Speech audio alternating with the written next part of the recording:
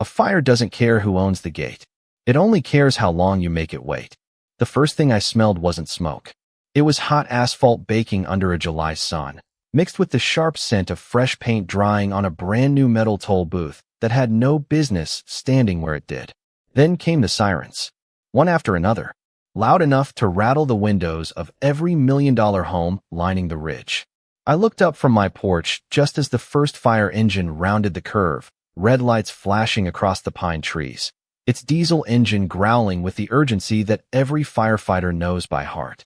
It rolled to a stop less than 50 yards from the shiny black gate the HOA had installed 2 weeks earlier. Behind it came another engine, then another.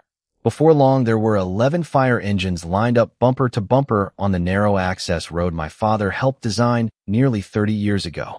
Their emergency lights painted the afternoon in waves of red and white, while radios crackled nonstop, with voices growing more impatient by the second. On the other side of that gate, thick gray smoke curled above the rooftops of Cedar Ridge Estates, drifting across the blue sky like a warning everyone had ignored. The smell of burning cedar reached me a heartbeat later, followed by the unmistakable pop of roofing shingles expanding under extreme heat. Neighbors stood frozen on their manicured lawns, clutching their phones, watching the engines that should have been racing toward them instead sit trapped behind a steel barrier that refused to lift. The toll kiosk's touchscreen glowed cheerfully in the afternoon sunlight as if nothing unusual was happening, still displaying the same message every resident had seen since the HOA unveiled its newest improvement project: community access fee required. It almost looked ridiculous against the flashing lights and swirling smoke. Almost. Standing beside the booth with her arms folded was Linda Crawford, our HOA president, wearing an immaculate white blazer that somehow looked untouched by the ash beginning to drift through the air. Even from where I stood, I recognized that familiar smile, the one she wore every time someone questioned one of her decisions. She had spent months bragging that the new private entrance would increase property values, improve neighborhood prestige, and make outsiders think twice before driving through what she liked to call our exclusive community. She called it progress. I called it a lawsuit waiting to happen. What nobody around her realized was that this wasn't just another neighborhood road. It was a dedicated fire access easement recorded with the county decades before most of these houses existed. My father had helped plan it after a wildfire nearly destroyed this hillside when I was a kid, and I had spent most of my career as a civil engineer protecting infrastructure exactly like this. I warned them. The county engineer warned them. The fire marshal warned them. Even their insurance consultant warned them. Linda smiled through every meeting, thanked everyone for their opinions, and built the gate anyway. As the sirens echoed against the hills and smoke darkened the afternoon sky, I realized the countdown I'd been quietly watching for weeks had finally reached zero. The gate hadn't failed. It was doing exactly what the HOA had paid it to do, and that was about to change everything. My name is Ethan Walker, and if there is one thing I have learned after 20 years as a civil engineer, it is that roads tell the truth even when people do not. Every crack, every drainage ditch, every culvert, every strip of pavement exists because someone once solved a problem that most people eventually forgot. That road stretching through Cedar Ridge was never built to make a neighborhood look expensive. It was built to save lives. I know because I watched it take shape one dusty summer when I was 14 years old. My father, Richard Walker, served as fire chief for our county for almost 3 decades. He was the kind of man who believed preparation was something you did long before anyone smelled smoke. I still remember the rough texture of his work gloves when he handed me survey stakes and asked me to carry them across the hillside. The scent of fresh pine mixed with diesel fuel while bulldozers carved a narrow path through the trees, and every evening he explained why every turn, every shoulder, and every foot of clearance mattered. Fire engines needed room to pass. Water tenders needed enough space to turn around. Seconds mattered more than appearances. That lesson stayed with me long after I left for engineering school. Years later, after my father retired, I bought the small property bordering the emergency access easement. It was not the biggest lot in the county, and it certainly was not the most glamorous, but it came with something more valuable than square footage. It came with responsibility. The easement crossed one edge of my land before connecting directly to Cedar Ridge Estates, giving emergency crews a protected route whenever the main highway became blocked by traffic, storms, or wildfires. The county maintained the legal easement, but I voluntarily maintained everything around it. Every spring, I cleared fallen branches. Every autumn, I trimmed brush before fire season reached its peak. After heavy rain, I inspected drainage so erosion would never weaken the shoulder beneath the weight of a 70,000-pound fire engine. Most of my neighbors barely noticed. That was fine with me. Infrastructure is supposed to disappear until the day someone desperately needs it. On quiet mornings, I would drink coffee on my porch while listening to birds settling into the cedar trees and watching the first sunlight reflect off the faded red emergency access sign that had stood there longer than many of the homes beyond it. My father used to smile whenever he saw that sign. He always said that the best emergency road was the one nobody ever talked about because it meant everyone got home safely. I believed him. Then the neighborhood changed. Expensive homes replaced old ranch land. Luxury landscaping covered ground that once held volunteer fire drills. New residents admired mountain views without asking why that narrow road cut across the hillside in the first place. They saw empty pavement where I saw decades of planning, legal agreements, engineering standards, and hard-earned lessons written into every inch of gravel beneath the asphalt. Unfortunately, one person looked at it and saw something else entirely.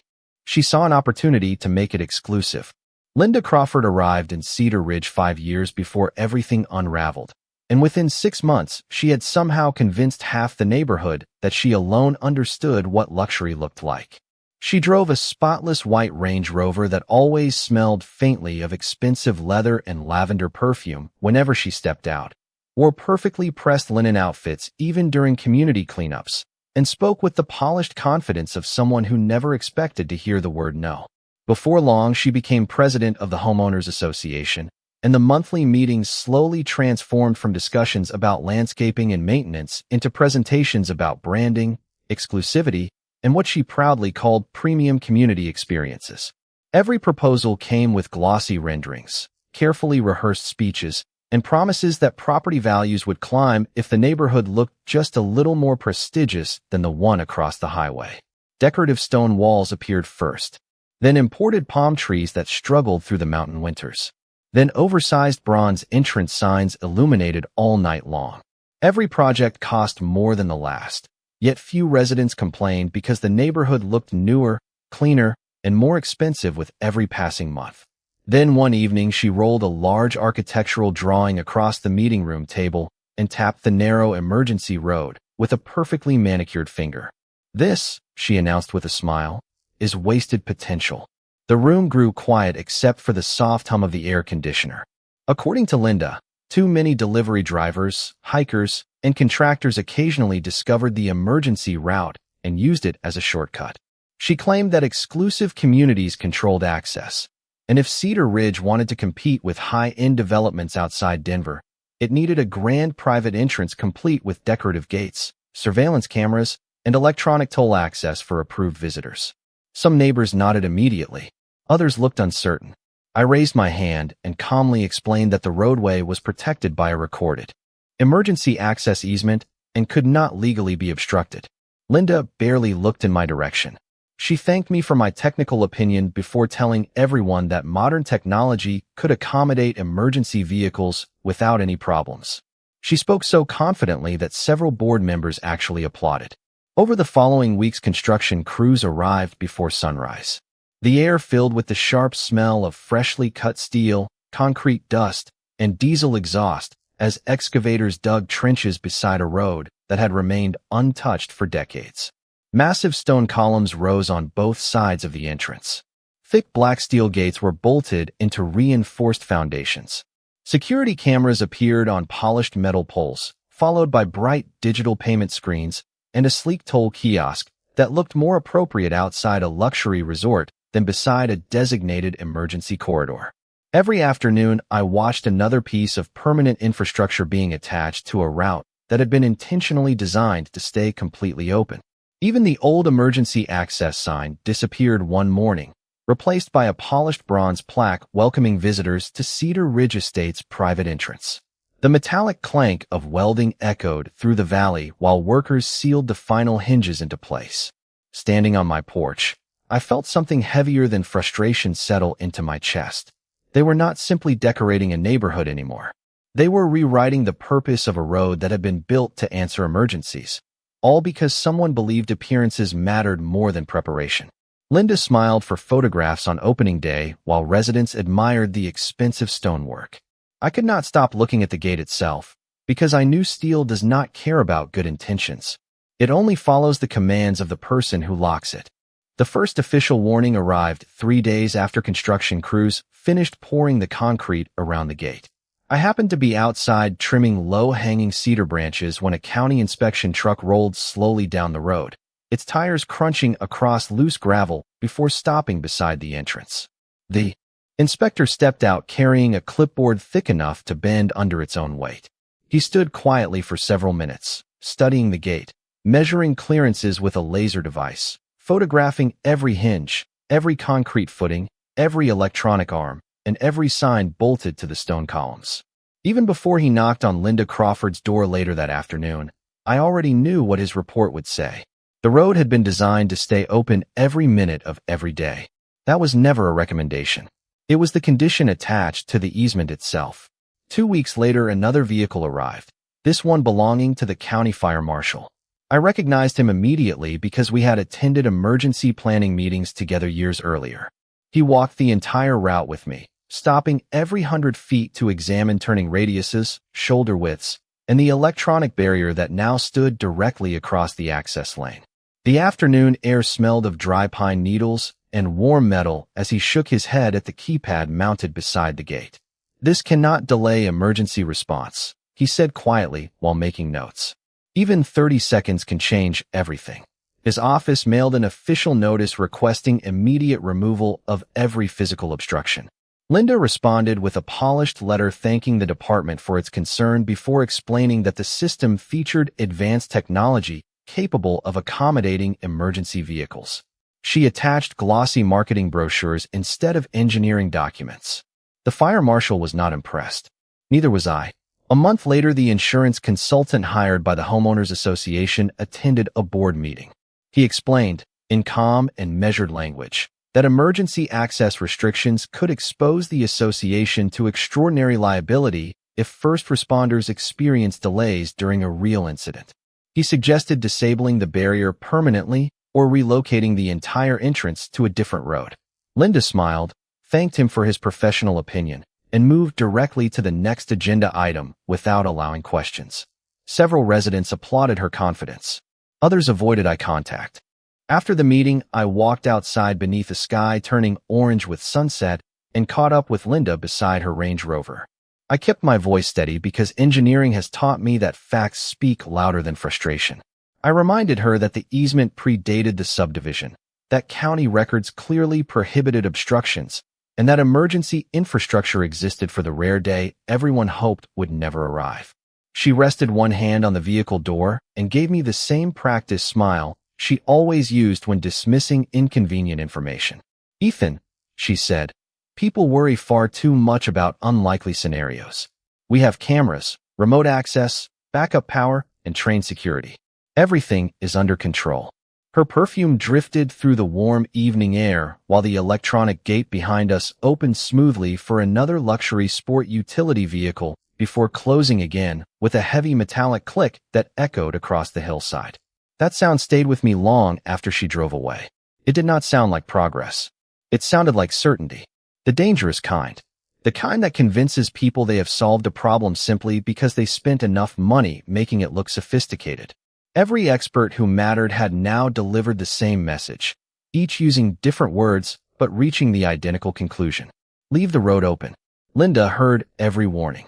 She simply decided that appearance carried more weight than experience, and the neighborhood followed her because confidence is often mistaken for competence until reality arrives without an appointment.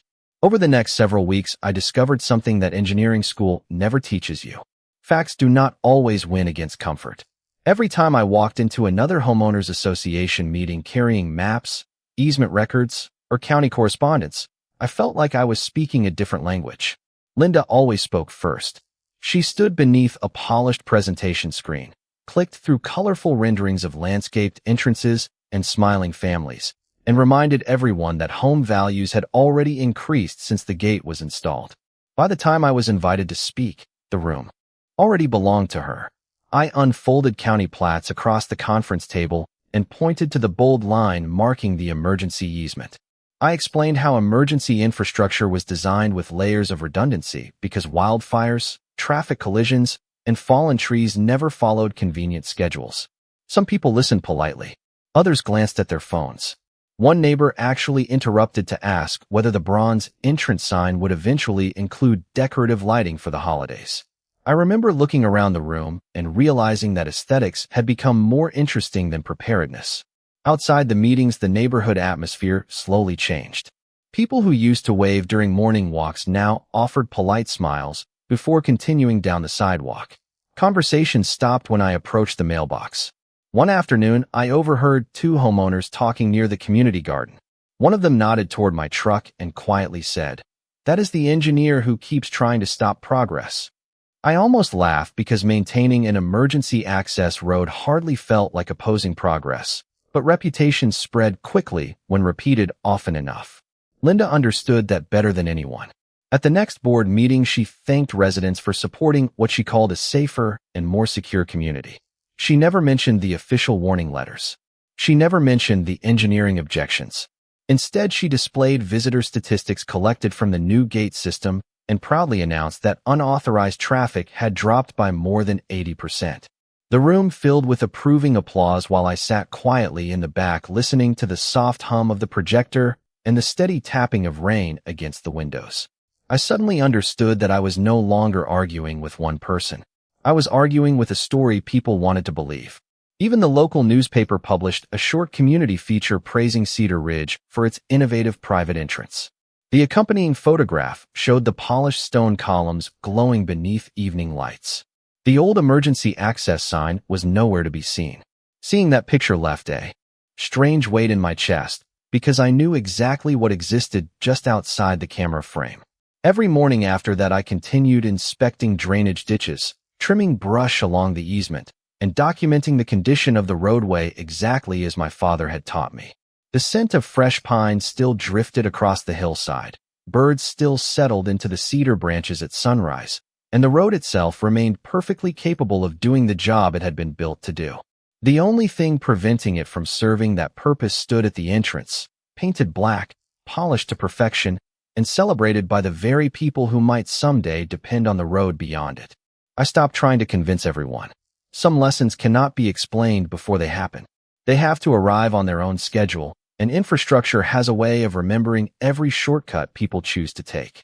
By the time autumn settled over Cedar Ridge, I had stopped trying to win arguments and started collecting facts instead. My father used to tell me that panic fades, opinions change, but paperwork has an excellent memory. Every evening after work, I unlocked the old metal filing cabinet in my garage and spread documents across the same wooden workbench where he once repaired radios for the volunteer fire department. The familiar smell of machine oil mixed with old paper while I compared survey maps, engineering drawings, county records, and easement agreements dating back almost 30 years. Most people would have seen stacks of faded documents. I saw a timeline. Every signature, every seal, every recorded amendment told the same story with remarkable consistency.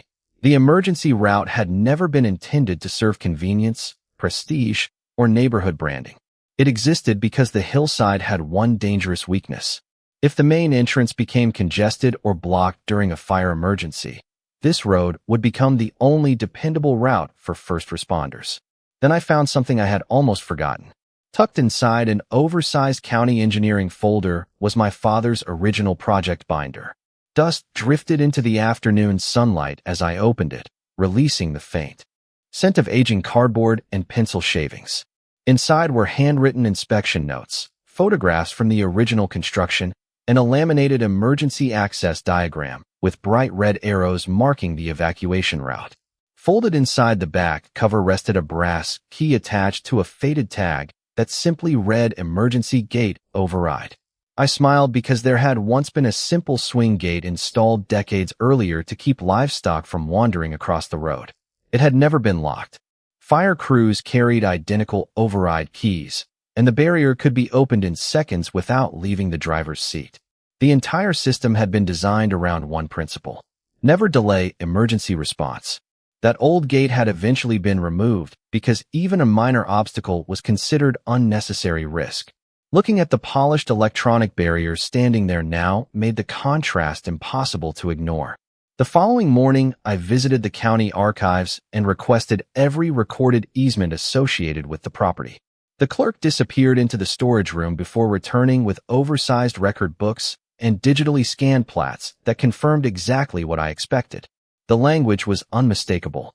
No structure, device, improvement, or obstruction could interfere with unrestricted emergency access at any time.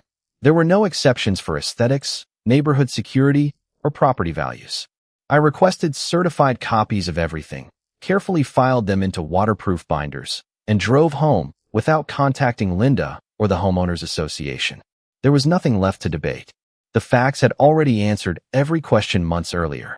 After that, I quietly installed additional security cameras overlooking the entrance, synchronized their clocks, checked the recording backups every weekend, and documented weather reports as the hills grew drier heading into fire season. Neighbors assumed I had finally accepted defeat. Linda certainly believed I had moved on because she stopped mentioning me during board meetings. She mistook my silence for surrender. It was neither. Engineers understand that systems eventually reveal whether they were designed correctly. You do not force that moment. You prepare for it, document it, and wait. As colder evenings settled over the valley and the electronic gate continued opening and closing with its familiar metallic hum, I could not shake the feeling that every cycle sounded less like success and more like the ticking of a clock that nobody else realized had already started. The first week of August arrived with the kind of dry heat that made every pine needle sound brittle beneath my boots. By sunrise, the hills carried that faint scent of sun-baked cedar and dust that every firefighter in Colorado recognizes without needing a weather report. I checked the National Fire Danger dashboard every morning before leaving for work, not because I expected disaster, but because preparation had become a habit I inherited from my father. The indicator climbed from moderate to high, then from high to very high. Each afternoon, the wind lingered a little longer across the ridge, pushing loose leaves through drainage ditches and carrying fine dust over the pavement. None of that surprised me. The only surprise was how completely everyone else ignored it. The electronic gate continued greeting residents with its cheerful display, while delivery vans paused to scan access codes and visitors admired the polished stone entrance. Children rode bicycles past the decorative landscaping. Real estate agents proudly photographed the impressive gateway during weekend home tours. Life continued exactly as Linda had promised it would. Exclusive, secure, beautiful. I never argued anymore. Instead, I quietly checked my cameras every evening after dinner. The recordings captured every vehicle entering and leaving, every maintenance truck servicing the electronic barrier, every security guard testing the keypad, and every opening and closing cycle of the heavy steel arms. I synchronized the timestamps with county emergency service records and stored duplicate backups in cloud storage, as well as external drives locked inside my office. My engineering notebooks slowly filled with dates, weather conditions, inspection photographs, and observations so ordinary that most people would have considered them meaningless. To me, they were pieces of a complete timeline waiting for the final page. One Saturday morning, I noticed a landscaping crew planting fresh ornamental shrubs directly beside the gate columns. Their irrigation lines crossed within inches of electrical conduits powering the barrier motors. I walked over, introduced myself politely, and suggested they verify the utility drawings before digging deeper. The foreman appreciated the advice and stepped back immediately, but Linda arrived before anyone could continue the conversation. She thanked the crew for their hard work, assured them that everything had already been approved, then smiled at me with the same calm confidence I had come to expect. "Still worrying about unlikely scenarios?" she asked. I simply nodded toward the road and wished everyone a good afternoon before walking home. There was no anger left in me, only patience. Systems reveal themselves through time, not arguments. During the following days, emergency service radios occasionally crackled across my scanner with reports of small brush fires several counties away. Nothing serious reached our valley, Yet every transmission reminded me how quickly ordinary afternoons could become extraordinary. I watched clouds drift across the mountains while warm gusts bent the tops of the cedar trees, carrying the dry whisper of branches rubbing together. Somewhere beyond those ridges, nature continued following its own schedule without reading board meeting minutes or admiring decorative entrances. Every evening, just before sunset, the black steel gate completed one final cycle as residents returned home from work. The electric motor hummed, the barrier descended with its familiar metallic click, and silence settled over the neighborhood once again. Each sound echoed a little longer than the one before. Not because the mechanism was failing, but because I finally understood that nothing else needed to happen until the day someone asked that road to do the one job it had always been built to perform. The afternoon the hillside changed forever began with absolute, ordinary silence. I was replacing weather seals on my garage door when I caught the faint smell of smoke drifting through the warm breeze. At first it reminded me of someone grilling in the next subdivision, but within seconds the scent grew sharper, carrying the unmistakable bite of dry cedar burning somewhere beyond the western ridge. Then my emergency scanner crackled to life. A dispatcher calmly acknowledged reports of visible smoke near Cedar Ridge. Seconds later, another voice requested additional units. I walked to the edge of my driveway just as the first column of gray smoke rose above the rooftops, twisting into the bright blue sky like a slow-moving warning. Before I could even reach for my truck keys, the distant sound of sirens rolled across the valley. One engine appeared around the bend exactly where I expected it. Then another. Then another. 11 fire engines eventually formed a line stretching farther down the emergency route than I had ever seen during any training exercise. Their warning lights flashed across the stone entrance while diesel engines idled impatiently behind the closed barrier. My cameras captured everything with perfect clarity. The first driver stopped only inches from the electronic arm. A firefighter stepped out, examined the keypad, spoke into a radio, and tried every visible emergency access option. Nothing happened. Another crew member approached the toll kiosk while the line of apparatus continued growing behind them. The electronic display continued showing payment instructions as though it were welcoming weekend visitors instead of first responders. I looked toward the entrance and saw Linda hurrying from the clubhouse with a security employee close behind her. Even from a distance, I could hear fragments of conversation carried by the wind. They searched for access cards, entered security codes, restarted the control panel, and attempted manual overrides that never responded. The heavy steel barrier remained exactly where it had been programmed to stay, closed. Every passing minute felt unusually loud. Radios crackled constantly. Engine cooling fans hummed beneath raised hoods. The smell of heated brakes mixed with smoke drifting steadily closer across the hillside. Finally, a county sheriff arrived, followed almost immediately by the fire marshal whose warning letters I had watched Linda ignore months earlier. His expression changed the instant he recognized the location. He walked directly to the gate, examined the installation for less than a minute, and began directing deputies to document every angle with photographs and body cameras. Nobody argued anymore. There was no debate left to win. The facts stood in plain sight beneath flashing emergency lights. Additional crews eventually reached the neighborhood, using the longer public route after valuable time had been lost navigating steep switchbacks that the protected access road had been built to avoid. As smoke slowly thinned later that evening, investigators remained long after the fire units departed. Survey equipment appeared beside the entrance. County engineers measured distances. Inspectors photographed the concrete foundations, electrical systems, warning notices, and recorded easement markers that still lay buried beneath decorative landscaping.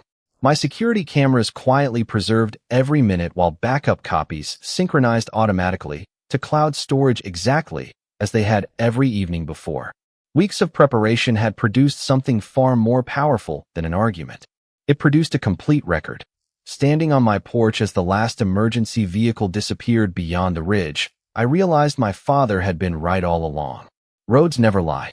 Eventually, they reveal exactly who respected their purpose and who forgot why they existed in the first place. The investigation moved with a speed I had never seen before. Within 48 hours, county engineers, the fire marshal's office, insurance investigators, and legal counsel for the county had assembled a timeline so complete that it left almost no room for disagreement.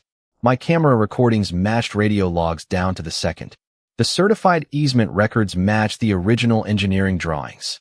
Every warning letter, inspection report, and meeting minute fit together like pieces of a blueprint that had been sitting in plain sight all along.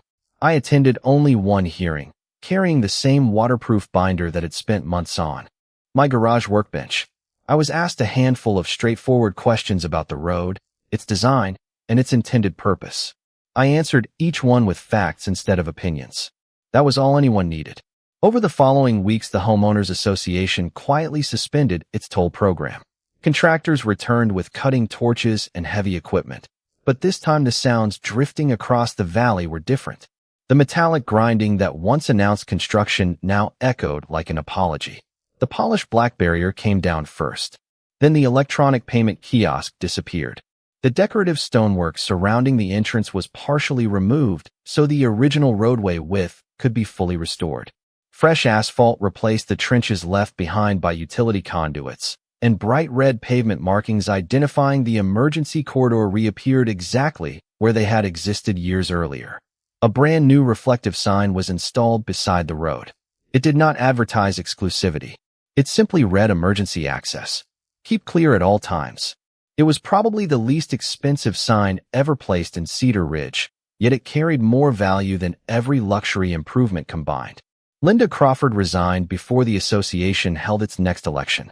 I never celebrated that decision because this story had never been about humiliating one person. It had always been about protecting something far more important than pride. Several neighbors eventually stopped by my porch, some bringing coffee, others bringing quiet apologies they probably wished they had offered months earlier. None of us talked very much about the meetings, the arguments, or the newspaper articles. Instead, we talked about brush clearing before the next fire season, emergency preparedness, and volunteer safety programs for the community. For the first time since all of this began, the conversation sounded productive instead of political. Late one autumn afternoon, I walked the length of the restored access road, carrying my father's old project binder under one arm. The cedar trees rustled softly above me while a cool breeze carried the familiar scent of pine through the valley. Halfway down the hill, I stopped beside the faded survey marker we had placed together decades earlier. It was still there, exactly where he had hammered it into the ground with weathered hands and quiet confidence. I brushed away a little dirt, smiled, and looked toward the open roadway stretching ahead without a single obstacle in sight. The silence felt different now. Peaceful, honest. The kind of silence that comes from knowing the road could finally do the one job it had been built to do whenever someone needed it most. My father used to tell me that good infrastructure never asks for recognition because its greatest success is the emergency that never becomes worse. Standing there, watching the afternoon sun reflect off the freshly painted emergency access sign, I finally understood what he meant. Roads are not built to impress people. They are built to protect them. The moment we forget that difference, we stop building communities and start building monuments to our own ego. Justice is not loud. It does not need flashing lights or dramatic speeches. Sometimes it arrives as quietly as an open road waiting for the next person who needs it. Thank you for watching this story. If Ethan Walker's calm determination and commitment to protecting lives inspired you, please take a moment to like this video, share it with friends who enjoy powerful legal dramas and stories where responsibility triumphs over arrogance. And do not forget to subscribe to the channel for more unforgettable HOA conflicts, property rights battles, and real-life justice stories. Turn on the notification bell so you never miss our next story about hidden records, overlooked warnings, and ordinary people who quietly stand their ground when the truth is on their side. Your support helps us continue bringing these remarkable stories to life, and we cannot wait to share the next one with you. That if you were in Ethan's position, would you have fought to remove the gate from the very beginning, or would you have waited for the facts to prove the truth on their own? Tell us your answer in the comments and explain why.